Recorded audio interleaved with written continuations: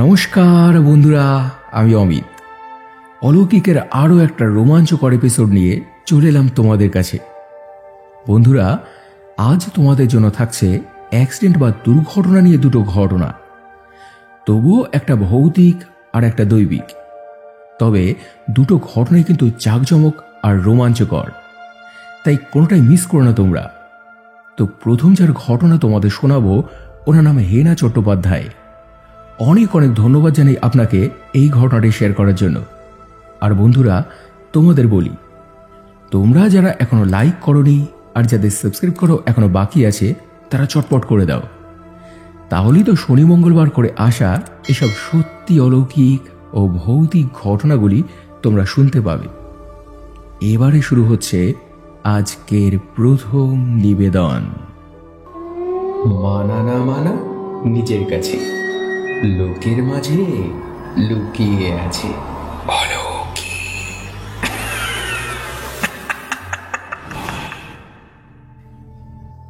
নমস্কার অমিতদা, আমি বর্ধমান পাল্লা রোড মামুদপুর থেকে হেনা চট্টোপাধ্যায় আপনাকে আবার একটা ঘটনা বলতে এলাম।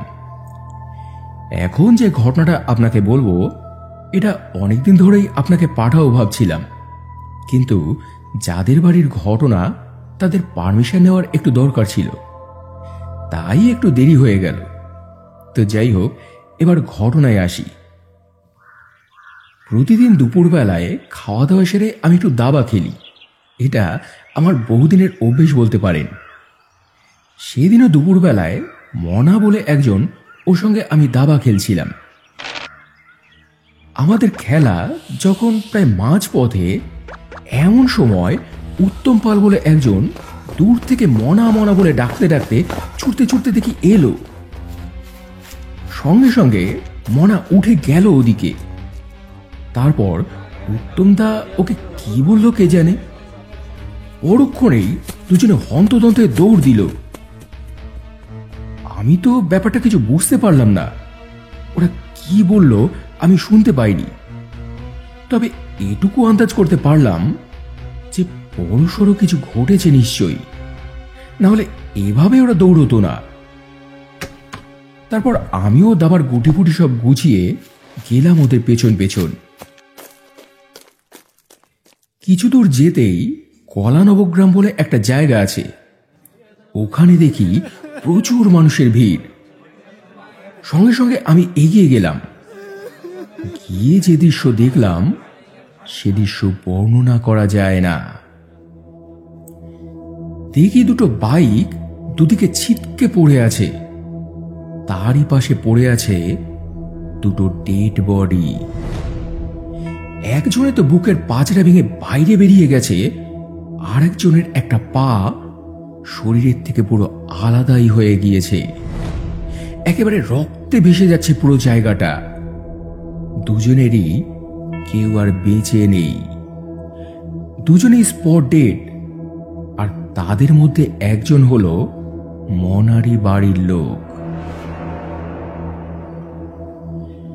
যত সময় যেতে লাগলো, ভিড় আরো বাড়তে লাগলো, মানুষের হইচই কান্নাকাটি। কিছুক্ষণ পর পুলিশ এলো, এসে বডি দুটো তুলে নিয়ে গেল। মনা বা ওদের বাড়ির লোকদের সান্ত্বনা দেওয়ার কোনো কথা আমার মুখে ছিল না। সত্যি বলতে এই অবস্থায় কোনো সান্ত্বনা বোধহয় কাজেও লাগে না। তো পরদিন পোস্টমর্টেম করে বডি যখন বাড়িতে এলো, তখন আমি আর যাইনি। সত্যি বলতে ওসব দৃশ্য আমি সহ্য করতে পারি না। তো যাই হোক, এরপর সবকিছু স্বাভাবিক হয়ে ওঠার আগেই শুরু হলো অস্বাভাবিক কিছু ঘটনা। যে জায়গায় ওই দুর্ঘটনাটা ঘটেছিল, এরপর থেকে রাত হলে ওই রাস্তা ধরে আর কেউ আসা যাওয়া করতে পারত না। দিনের বেলায় লোকজন চলাচল করত, কিন্তু সন্ধে নামলে ওদিক দিয়ে লোকে আসা যাওয়া বন্ধ করে দিল। কারণ ওদিক দিয়ে আসা যাওয়া করলে অনেকের সঙ্গেই অনেক রকম ঘটনা ঘটত। যেমন একবার হয়েছিল কি, রাত করে তিনটে ছেলে ওই রাস্তা ধরে ফিরছিল। পুরো নিস্তব্ধ নিঝুম রাস্তাটা, একেবারে অন্ধকার। মানুষ তো দূরের কথা, একটা কুকুর বেড়াল পর্যন্ত নেই। এমন সময় হঠাৎই ওরা দেখল খানিকটা দূরে রাস্তার ধারে দুজন লোক দাঁড়িয়ে কথা বলছে। ওরা তখন আর তো গুরুত্ব দেয়নি যে কে না কে নিজেদের মধ্যে কথা বলছে। ওরাও নিজেরা কথা বলতে বলতে নিজেদের মতো এগিয়ে আসছে। কিছুটা কাছে আসতেই এবার ওরা লক্ষ্য করে যে ওই লোক দুটো কেউ আস্ত নয়, কারোর একটা পা পুরো কাটা, তো কারোর বুকের পাঁজর ভেঙে বাইরের দিকে বেরিয়ে আছে। আর ওরা একজন আরেকজনকে বলছে, আমি তো ঠিকই যাচ্ছিলাম, আপনি তো এসে ধাক্কা মারলেন, দেখুন তো কি অবস্থা করেছেন আমার, বুকের খাঁচা বেরিয়ে গেছে। ওই শুনে আর ওই দেখে ছেলে তিনটেতে খুব ভয় পেয়ে যায়। ওরা বুঝতে পারে যে এরা কারা।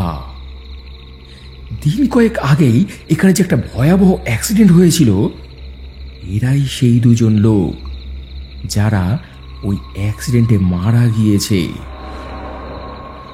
ওরা তো তখন সঙ্গে সঙ্গে ওখান থেকে পড়ি কি মরি করে দেয় দৌড়। সামনে একটা ছোট খাল মতো ছিল, ওতে ঝাঁপ দিয়ে পড়ে তারপর সাঁতরে পালায় ওরা। এরকম ছোট বড় টুকরো টুকরো ঘটনা অনেকের সঙ্গেই ঘটেছে, কিন্তু একবার ওদের নিজেদের বাড়ির লোকের সঙ্গেই একটা ঘটনা ঘটেছিল। সেটাই তাহলে বলি। যে লোকটা মারা গিয়েছিল তারই ভাইপো, ওর নাম দীপ। ও একদিন সন্ধেবেলা ওই রাস্তা ধরে দুধ আনতে যাচ্ছিল। যেতে যেতে হঠাৎ ও দেখে ওর উল্টো দিক থেকে একটা লোক কেমন যেন খুঁড়িয়ে খুঁড়িয়ে হেঁটে আসছে এদিকে। ও ভাবে, কে লোকটা? সন্ধ্যের পর তো এদিক দিয়ে লোকজন খুব একটা আসা যাওয়া করে না, তাহলে কেউ নেই। তারপর আরেকটু কাছে আসতেই এবার ও লোকটাকে চিনতে পারে। আরে, এ তো আমার কাকা, মারা গিয়েছেন তো উনি। মাথায় ব্যান্ডেজ, একটা পা নেই, হাতে একটা স্কেচ। মারা যাওয়ার সময় ওনার ওনার যেমন অবস্থা হয়েছিল ঠিক ওই রকমই। ওই দেখে ও তো পুরো হতভম্ব হয়ে যায়, থমকে দাঁড়িয়ে পড়ে ওই জায়গায়। তারপর দেখে ওর কাকা আস্তে আস্তে ওর দিকে এগিয়ে এলো, ঠিক ওর সামনে সেই দাঁড়ালো। তারপর আস্তে আস্তে ভাষা ভাষা গলায় বলল, কোথায় যাচ্ছিস এখন এদিকে? কতদিন পর তোকে দেখলাম, তোকে আর ওখানে থাকতে হবে না, তুই আমার কাছে চলে আয়।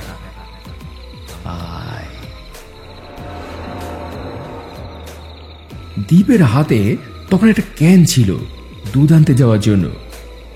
ওই ক্যানটা ওর হাত থেকে তখন খসে পড়ে যায়। ওই আওয়াজে ওর তখন চেতনা ফিরে আসে। সঙ্গে সঙ্গে দেখে যে সামনে তো আর কেউ নেই। তারপর ও উল্টো মুখে আবার বাড়ির দিকে দেয় ছুট। বাড়িতে এসে ছেলেটা তো অজ্ঞান মতো হয়ে গিয়েছিল। পরে ওর জ্ঞান ফিরলে সমস্ত ঘটনা জানায়ও। তারপর ওর বাড়ির লোকেরা এক জায়গা থেকে ওকে একটা মাদুলি এনে দিয়েছিল, কারণ ওর কাকা সত্যি সত্যি ওকে খুব ভালোবাসতেন। যদি সত্যি সত্যি ওকে এরপর নিয়ে যাওয়ার চেষ্টা করে। এরপর ওখানে লাইট পোস্ট বসিয়ে আলোর ব্যবস্থা করা হয়েছিল। আস্তে আস্তে লোকজনেরও তারপর যাতায়াত বাড়ল, জায়গাটা উন্নত হলো। ফলে এখন ওরকম ধরনের ঘটনা আর তেমন ঘটে না।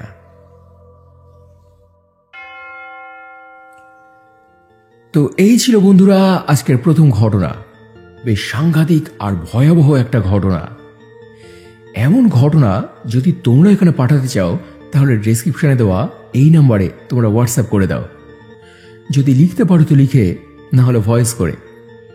আর এরই সঙ্গে সঙ্গে এবারে চলে যাচ্ছি আজকে সেকেন্ড ঘটনায়। এটা শেয়ার করেছে অর্কপ্রভ নস্কর। ভাই, তোমাকেও অনেক অনেক ধন্যবাদ জানাই এই ঘটনাটি শেয়ার করার জন্য। এবারে শুরু হচ্ছে আজকের দ্বিতীয় নিবেদন। নমস্কার অমিতদা, জয়গুরু বন্দে পুরুষোত্তমম। দাদা, আমি পূজা নস্করের ভাই অর্কপ্রভ নস্কর, ঢাকুরিয়া নস্কর পাড়া থেকে বলছি। এর আগে আমার পাঠানো 3টে ঘটনা তুমি পাঠ করে শুনিয়েছিলে। মা, বাবা, দিদি, আমি সবাই শুনেছিলাম, খুব খুশি হয়েছি আমরা। তাই আজ তোমাকে আরও একটা ঘটনা বলছি। এই ঘটনাটা বেশ অনেক বছর আগে। আমাদের এক গুরু ভাই গুরুদেবের দর্শন করতে দেওঘর ঠাকুর বাড়ি যাচ্ছিলেন। পাশে তখন অনেক লোকজন, তারই মধ্যে জানলার ধারের একটা সিটে উনি বসা। বসে থাকতে থাকতে একটা সময় ওনার চোখ লেগে আসে, মানে উনি ঘুমিয়ে পড়েন। অনেকেরই এরকম অভ্যেস রয়েছে বাসে ট্রেনে ঘুমিয়ে পড়ার। কিন্তু কিছুক্ষণ পর হঠাৎই উনি একটা কথা শুনতে পান। কে যেন ওনার কানের কাছে মুখ এনে বলল, নেমে যা, গাড়ি থেকে এক্ষুনি নেমে যা, নেমে যা তাড়াতাড়ি।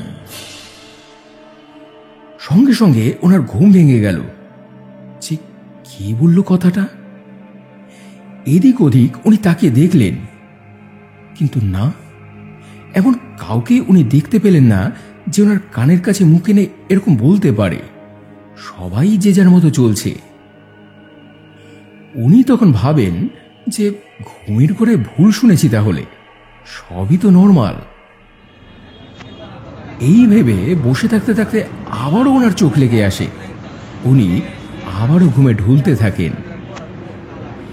এমন সময় আবারও উনি সেই কথাটাই শুনতে পেলেন। কে যেন বলল, নেমে যা, নেমে যা তাড়াতাড়ি, বলছি এক্ষুনি নেমে যা, দেরি করিস না, নেমে যা। তখন উনি আবারও সজাগ হয়ে উঠলেন, কিন্তু এবার ওনার মনটা কেমন যেন উসখুস করতে লাগলো। যে কি ব্যাপার, কে বারবার আমার কানের কাছে এসে এরকম ভাবে বলছে? সত্যি সত্যি কোনো ব্যাপার আছে নাকি? ধুর, নেমেই যাই। এই ভেবে এরপর উনি বাস থেকে নেমে যান। বাসটা তারপর চলে গেল। মনটা ওনার বিষণ্ণ যে ওনার আর ঠাকুর দর্শনে যাওয়া হলো না। তো এরপর উনি ফিরবেন বলে যেই পেছনের দিকে ঘুরেছেন, হঠাৎই একটা বিকট শব্দ হলো। ভয়ঙ্কর একটা অ্যাক্সিডেন্ট। পেছন থেকে ধেয়ে আসা অন্য একটা গাড়ি সোজা ধাক্কা মারে সেই বাসটাকে। একেবারে ছিটতে গিয়েছে গাড়িটা। প্রচুর মানুষ হতাহত। সব একেবারে ছিন্ন ভিন্ন রক্তারক্তি কাণ্ড, কাতর আর্তনাদ। মাত্র কয়েক সেকেন্ডের জন্য উনি বেঁচে গিয়েছেন। যদি তখন উনি না নামতেন, সবার যা হয়েছে ওনারও তাই হতো। কিন্তু কথাটা হলো, কে তাহলে ওনাকে বাঁচালেন? বাসের মধ্যে কেউ যদি ওনাকে কথা বলতেন, মানে তিনি জানেন সবটা, তাহলে তিনি নিজেই তো নেমে যেতে পারতেন। তা তো নামেননি। তাহলে কে? তখন উনি বুঝতে পারলেন যে গাড়ি থেকে ওনাকে যে বারবার নেমে যাওয়ার কথা বলছিল, তিনি আর কেউ নন, তিনি স্বয়ং গুরুদেব। তখন ওখানে দাঁড়িয়েই উনি মনে মনে গুরুদেবকে স্মরণ করলেন, প্রণাম করলেন ওনাকে। তবে যারা মারা গেল তাদের জন্য ওনার মনটা খুব কাঁদছিল। মনে মনে গুরুদেবকে বলছিলেন, হে প্রভু, আপনি তো সমগ্র মানব জাতির পরম পিতা, সুখী দুঃখী ভালো মন্দ সবার পিতা আপনি। একথা যদি সত্যি হয়, তবে আপনি আমায় বাঁচালেন, অথচ ওদের বাঁচালেন না কেন? এসব বলতে বলতে মনের দুঃখে উনি বাড়িতে ফিরে আসেন। কিন্তু ওই দিন রাতেই গুরুদেব ওনাকে স্বপ্নে দেখা দেন। করুণ কণ্ঠে বলেন, ওরে, আমি যে সবাইকেই বারণ করেছি, সবাইকেই বলেছি নেমে যাওয়ার কথা, কিন্তু কেউ আমার কথা শুনতে পায়নি। একমাত্র তুই শুনতে পেয়েছিস, কারণ ওই গাড়ির মধ্যে তুই ছিলিস এমন যে দীক্ষিত, আমার শরণাগত। আসলে ঈশ্বর যে আমাদের সবাইকেই সমান করুণা করেন, কিন্তু তারাই সেই করুণাস্বাদ আস্বাদন করতে পারেন যারা তার আশ্রিত হন, যাদের মন তার দিকে থাকে। এই জন্যই আমাদের সদ্গুরু দীক্ষা নেওয়া প্রয়োজন, তার শরণে যাওয়া প্রয়োজন। তো এই ছিল বন্ধুরা আজকের দ্বিতীয় ঘটনা। এটাও সাংঘাতিক হলে একটা দারুণ ঘটনা। আসলেই ঘটনাটার মধ্যে অনেক কিছু জানার বা বোঝার আছে। তো কেমন লাগলো তোমাদের আজকের এপিসোডটা কমেন্ট করে জানিও। যদি ভালো লেগে থাকে তাহলে পরিচিতদের সঙ্গে শেয়ার করে নিও। আর এবারে গত এপিসোডে সুরজিৎ দে লিখেছেন, আপনার বলা ঘটনাগুলো দারুণ লাগে।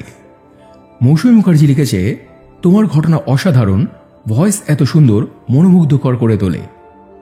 সুপ্রিয়া দাস লিখেছে, বাহ দারুণ, নতুন স্বাদ পেলাম আজকের ঘটনায়। চিলিস ওয়ার্ল্ড থেকে লিখেছে, অনেক ধন্যবাদ তোমায় আমার সত্যি ঘটনা সবার সামনে আনার জন্য। কাকুলি পাত্র লিখেছে, ঘটনাটা খুবই মারাত্মক ছিল। এছাড়াও কমেন্ট করেছ গীতা গোস্বামী, রুদ্র ব্যানার্জি, মনীষা বিশ্বাস, প্রদীপ সেন, মায়াদি, অর্পণ সাহা, পার্থ কর, সাথী বাউল, পিঙ্কি ঘোড়ই, অমিতা ঠাকুর, মিঠুন পাল, সবুসাচী চক্রবর্তী, সাহিত্যপ্রেমিক সুবীর, দেবরাজ ভট্টাচার্য, অরবিন্দ বড়াল, সীমা দেবনাথ, বিনয় মাইতি, স্বপ্ননীল কর, আশিস কোলে, সোমা কুণ্ডু, মিতা রয়, টিএন তিরুম সহ অসংখ্য অসংখ্য প্রিয় বন্ধুরা, তোমাদের প্রত্যেককেই অসংখ্য অসংখ্য ধন্যবাদ আর বুক ভরা ভালোবাসা জানিয়ে আজকের এপিসোড এখানে শেষ করছি বন্ধুরা। আবার দেখা হবে শনিবার রাত 10টায় আরও একটা জমজমাট অলৌকিক এপিসোড নিয়ে। সবাই খুব ভালো থেকো এবং ভালোবাসা নিও। ধন্যবাদ।